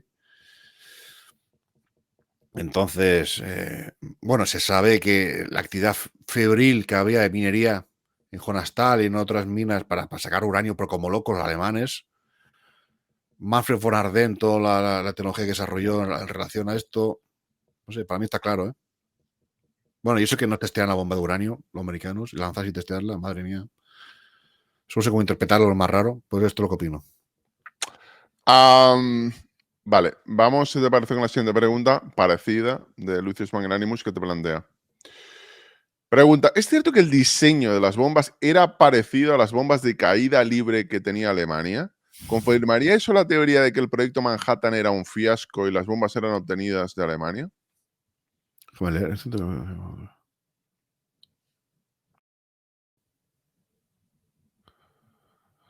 Bueno, a mí lo que confirma que el proyecto Manhattan fue un fiasco fue la falta de producción de uranio por el método Calutrón, que no era suficientemente eficiente, era costosísimo, y por lo que he dicho antes, todo lo que he leído va por ahí, no nada más. Y sobre todo por los 560 kilos de uranio reconocidos que había en el submarino U-234, sí, no 5, 4, pero que queda la duda que si era material fisionable o no.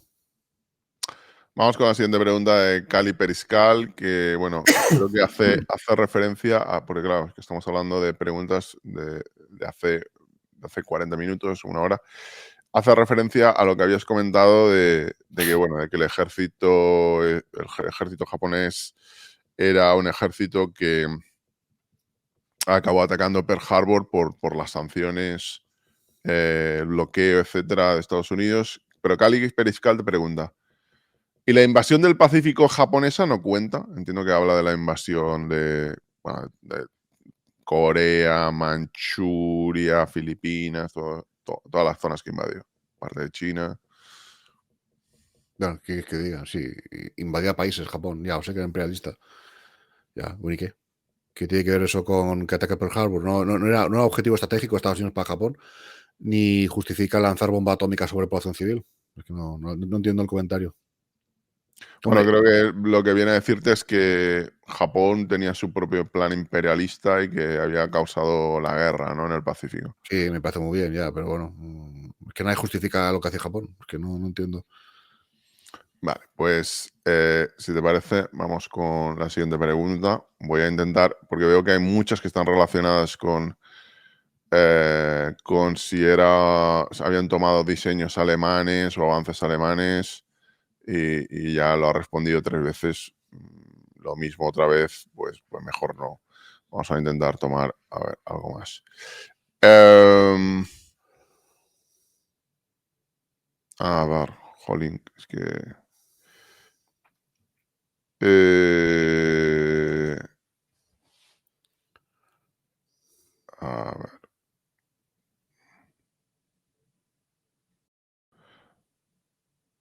Vale, Shinosuke no está muy de acuerdo contigo y te dice, a ver, John, Alemania fue incapaz de enriquecer uranio.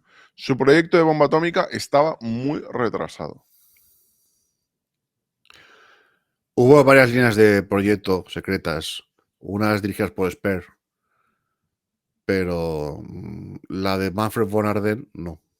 Y si no, pues bueno, que se informe. Es que vamos a ver, cuando uno quiere estudiar la Segunda Guerra Mundial, con un libro publicado por editoriales convencionales no es suficiente.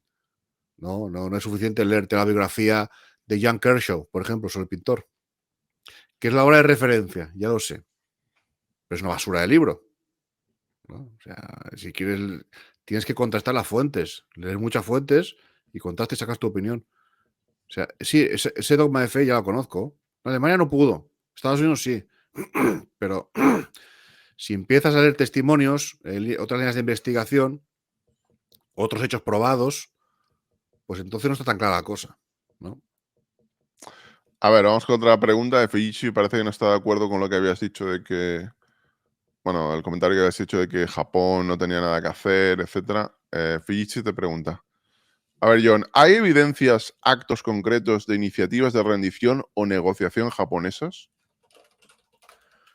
Hombre, tengo que buscar la información al exacto, pero yo recuerdo que en el gobierno japonés estaban discutiendo ya acabar con esto ya.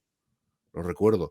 Claro, de memoria no te puedo decir todo, pero esto es fácil de encontrar la información que los japoneses no tenían voluntad de seguir la guerra. Es que además que es sentido común, ¿eh? Es sentido común. Es decir, cuando la perspectiva de tu país es la destrucción total, ya antes de la bomba ataques nucleares, ¿eh?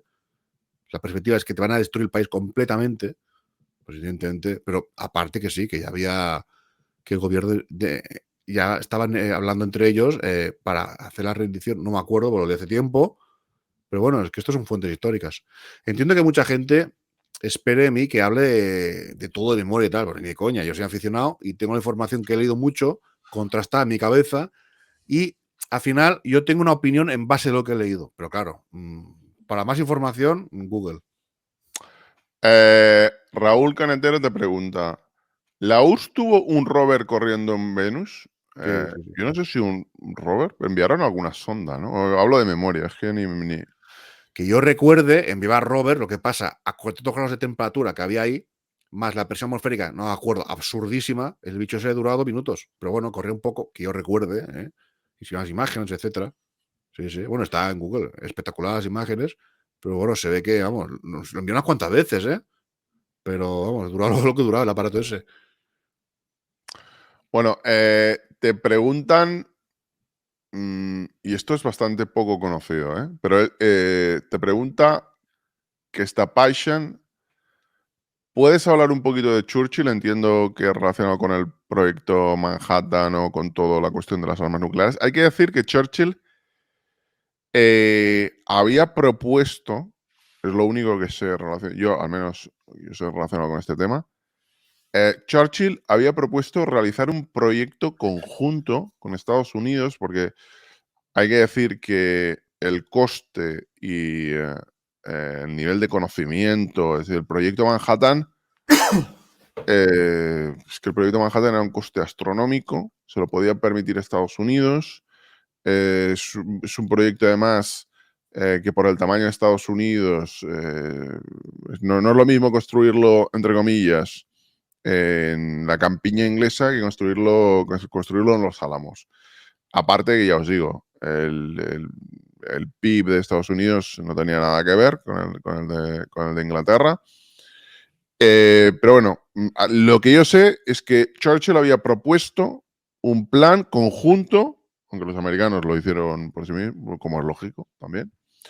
Se había propuesto un plan conjunto para avanzar en el conocimiento de la tecnología nuclear, porque a ver, la teoría de que se podía realizar una bomba nuclear cuando en el momento en que se hacen los primeros el momento en que se hacen los primeros experimentos con los átomos es una especulación que empieza a hacerse. Y se avanza muy rápido, y él lo que propuso es, pues eso, un proyecto conjunto. No sé si tú sabes más algo al respecto, que te pregunta si puedes hablar algo más de Churchill sobre esto o sobre las armas nucleares. Tengo muy poca. Sé poco, tampoco hay mucha cosa, me parece, ¿eh? No sé mucho de Churchill respecto a este plan. Tampoco creo que haya mucha más información. Lo que yo he leído. Aunque yo creo que esta Pashan creo que le pregunta más bien qué opina de Churchill, ¿no? Con su papel en la Guerra Mundial. O si tú crees bueno, que esa es otra, ¿eh? Es una Sí, porque figura yo que creo cada vez que es más realmente, divisiva. ¿Qué opinas de Churchill? Venga, en general. pues, yo diría que ha sido el segundo peor británico de la historia del país desde, sí, contando también a Cromwell, ¿no? Está Cromwell y luego está Churchill. Personaje absolutamente nefasto, colocado cuando había voluntad de escalar la guerra y con que era un belicista pedernido, loco, el típico. En las democracias liberales siempre hay un personaje que hace como de policía malo, ¿no? Como John McCain en Estados Unidos ¿no? O John Bolton, ¿no? Son personajes que siempre están guerra, guerra, guerra, guerra, guerra. Y cuando interesa, pum, lo pone el gobierno.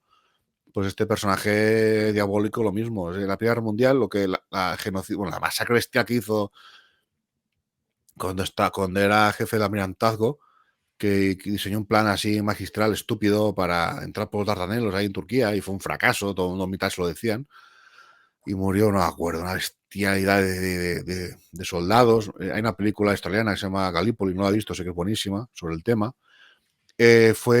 Pasó a la historia como el carnicero de Gallipoli en la población británica. Es un personaje odiado, ¿no? O sea, es como Margaret Thatcher, ¿no? Que todo el mundo odia, pero la propaganda siempre te lo vende como una gran mujer. Pues Churchill fue igual, ¿no? Acabó la Primera Guerra Mundial y era un personaje absolutamente denostado para la población inglesa. La prueba está que lo colaron contra el criterio de la población, fue un represor de la opinión pública inglesa a contra detalles, y a la que hubo elecciones le iba a matar en el culo. Que Churchill sí fue una sorpresa. Pues si he ganado la guerra, no sé qué, venga, fuera, hombre, asesino, ¿no? Asqueroso, asesino de indios, asesino de todo el mundo. Fíjate que aplicó la censura total en la población inglesa, bajo el gobierno de Churchill, metió cualquier opositor político en la cárcel y, y su función fue escalar la guerra todo lo que pudo, hasta el punto que los militares ingleses pudieron convencer, déjate tonterías, no, porque insistía, y están todos los cables militares de información que se conservan, que quería gasear, a lanzar agentes químicos en las poblaciones del Ruhr, escalar la guerra, hacer la máxima destrucción posible. Y los militares ingleses dijeron, ¿cómo hagas eso? Van a responder con gas sarín, gas tabún, etcétera. Y es que no va a provocar 10 veces más muertos, ¿no? Es un personaje absolutamente nefasto, catastrófico y uno de los responsables de que la guerra. Claro, en el caso soviético está justificado, ¿no? Que no negociaran, ¿no? Porque sufrió una invasión con unidades de destrucción que no se ha visto nunca, ¿no? Es decir, el coste material de que sufrió la soviética, por la invasión alemana, lees los números, Y es como una guerra nuclear a pequeña escala. Se perdieron 30 millones de viviendas. Bielorrusia sufrió una destrucción, bueno, que es actual Bielorrusia. Minsk, una destrucción, pero de un porcentaje ridículo. 27 millones de muertos. Pero vamos a ver, Reino Unido actuó con auténtico terrorista en la guerra. Lo siento mucho. Igual que Estados Unidos, ¿no? Vamos con la siguiente pregunta de Gorkanovich que te plantea. ¿Qué crees que pasó con Hans Kammler? Murió, fue reclutado por... A ver, para que lo entienda la gente. Hans Kammler fue el ingeniero al mando de la construcción de todas las instalaciones para poder producir las V2. Y creo que era, que alguien me corrija, pero creo que estaba al mando del proyecto de armas secretas de Alemania y el proyecto aeroespacial. Hay muchas teorías respecto a qué pasó con él, Y tú porque entiendes. la versión oficial es que acaba muriendo. Joder, me he quedado solo, tío.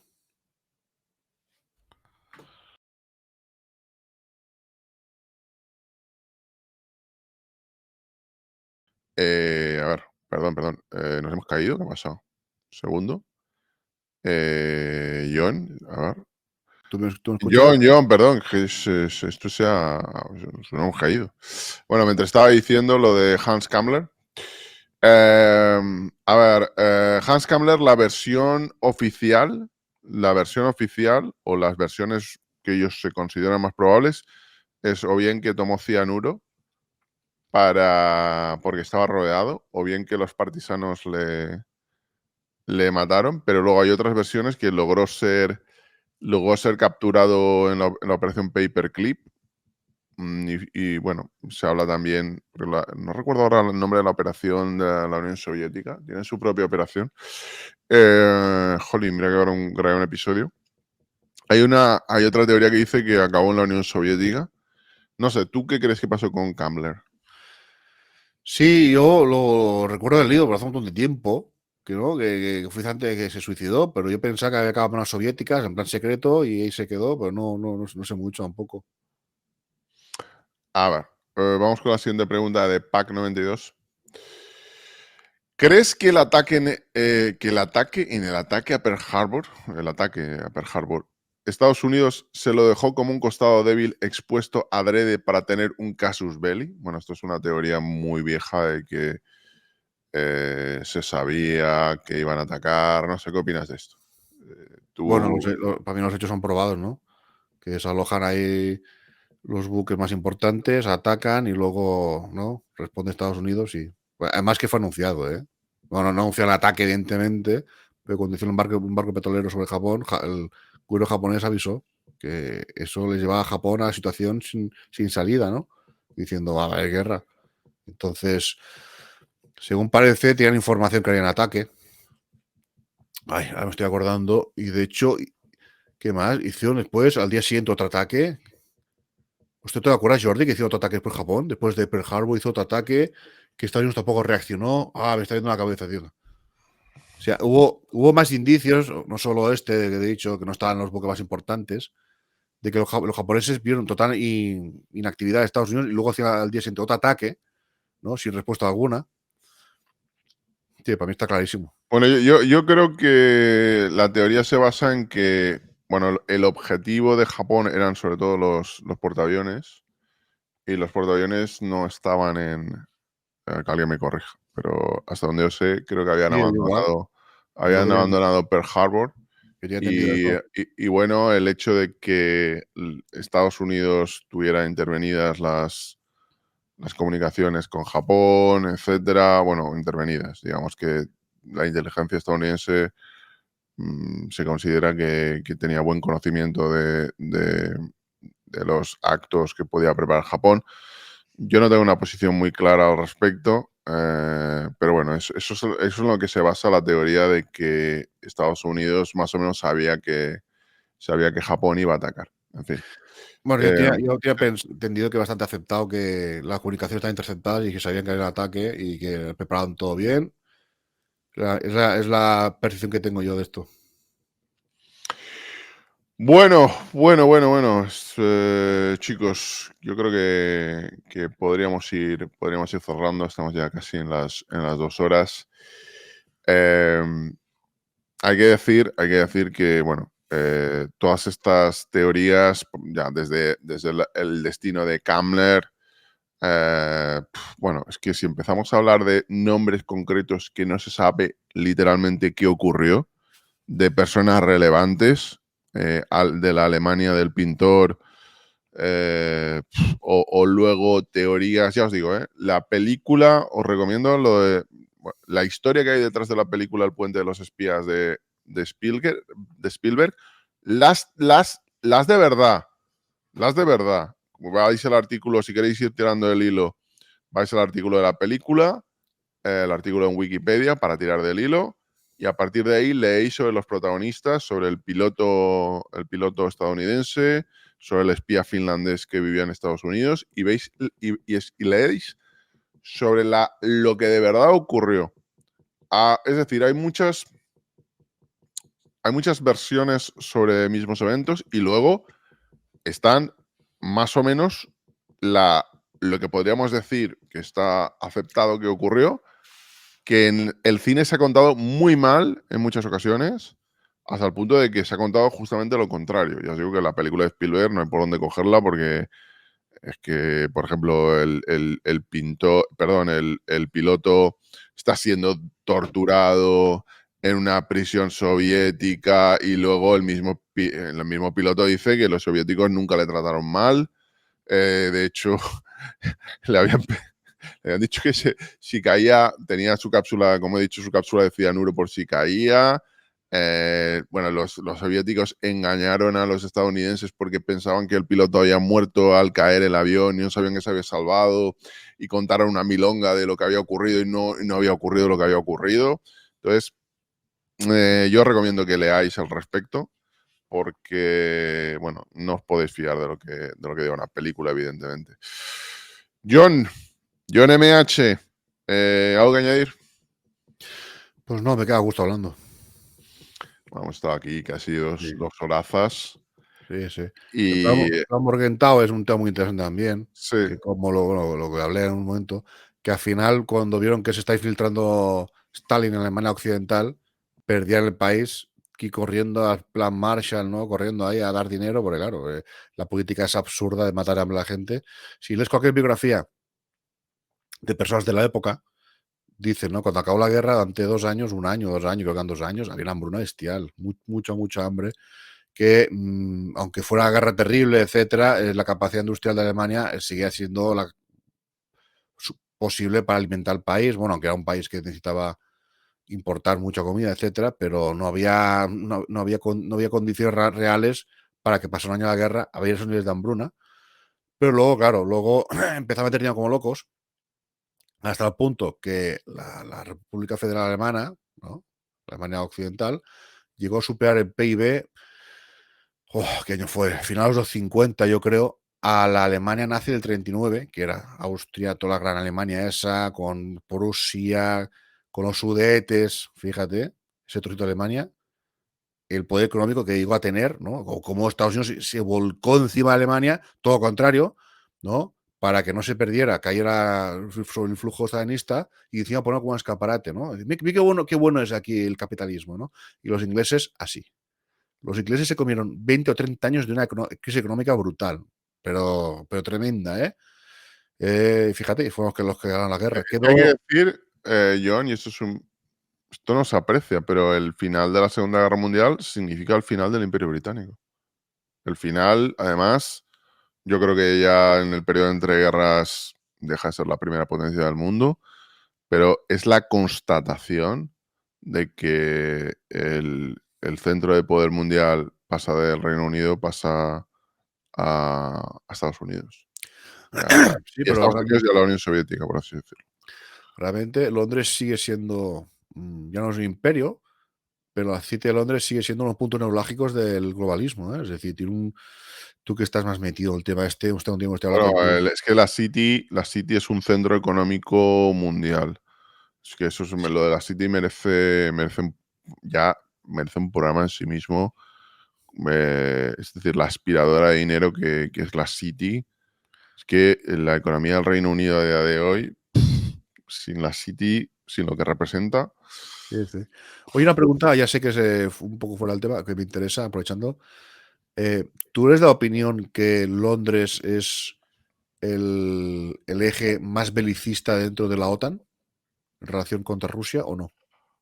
A Al ver, final, la influencia que tiene a Londres, ver, a ver, yo te doy mi opinión. sí me interesa. Evidentemente, esto no son hechos. Esto no es un hecho, subrayo. Voy a dar mi opinión personal.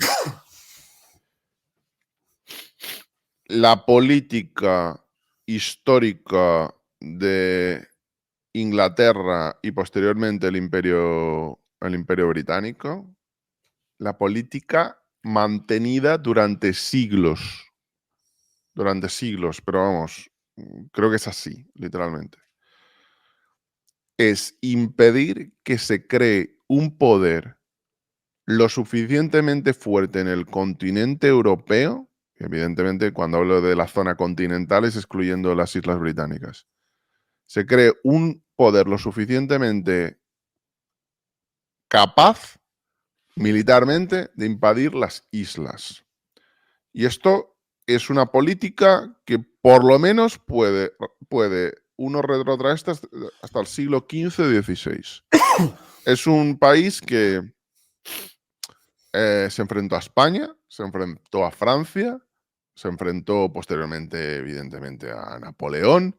Tuvo guerras, 3 o 4 guerras con Holanda, se enfrentó a Alemania y ahora, como has dicho, es, diría, el país de Europa Occidental.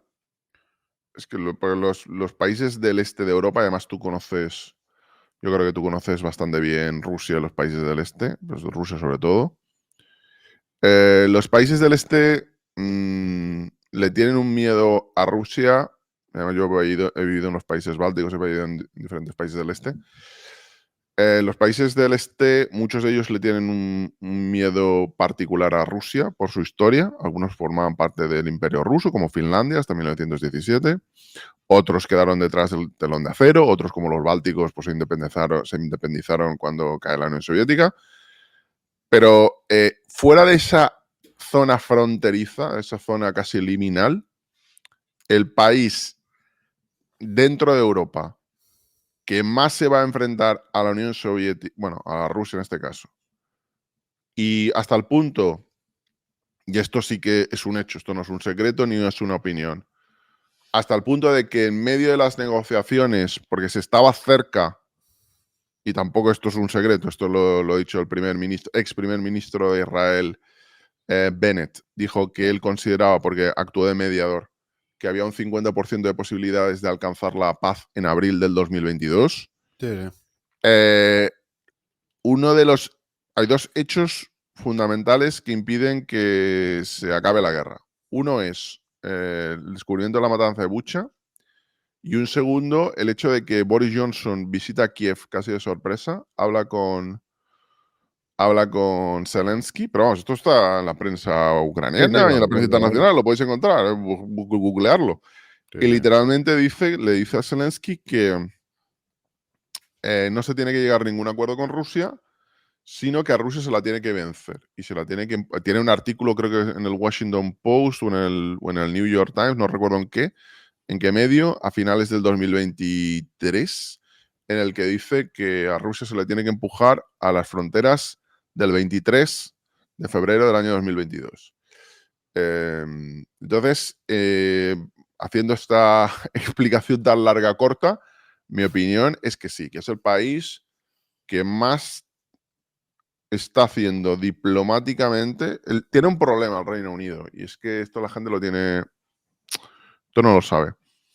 El ejército del Reino Unido a día de hoy, en el siglo XXI, no es un ejército tan potente. De hecho, Polonia lleva camino de ser un ejército más potente que el ejército británico. Es cierto que el Reino Unido tiene armas nucleares. Estamos hablando de otra cosa. Y es cierto que tiene una relación. A ver, a día de hoy, Ucrania, si se va a mantener en la guerra, sobre todo, al menos hasta que se reforme la industria militar europea, va a depender sobre todo de Estados Unidos. El Reino Unido puede tener toda la actitud que quiera, pero tiene un grave problema, como la mayor parte de países europeos, y es que estamos viviendo los dividendos de la paz, de prácticamente décadas en los que se pensaba que un conflicto a gran escala en Europa no podía ocurrir, y el ejército del Reino Unido es un ejército comparativamente muy pequeño, comparativamente en lo que ha sido históricamente. Estamos hablando de una de las superpotencias de los últimos 500 años. Si se compara lo que ha sido el Reino Unido en los últimos 500 años con lo que es ahora, el ejército del Reino Unido es un ejército que a nivel europeo podría hacer pocas cosas. Muy, muy pocas cosas. No sé si te ha respondido, John, pero, Absolutamente, pero vamos. lo que quieras saber. Muy interesante. Eh, bueno, chicos, para cerrar, y como siempre digo, muchas gracias a todos los que habéis participado. Habéis pasado más de 4.000 personas por el directo. ¿Qué deciros?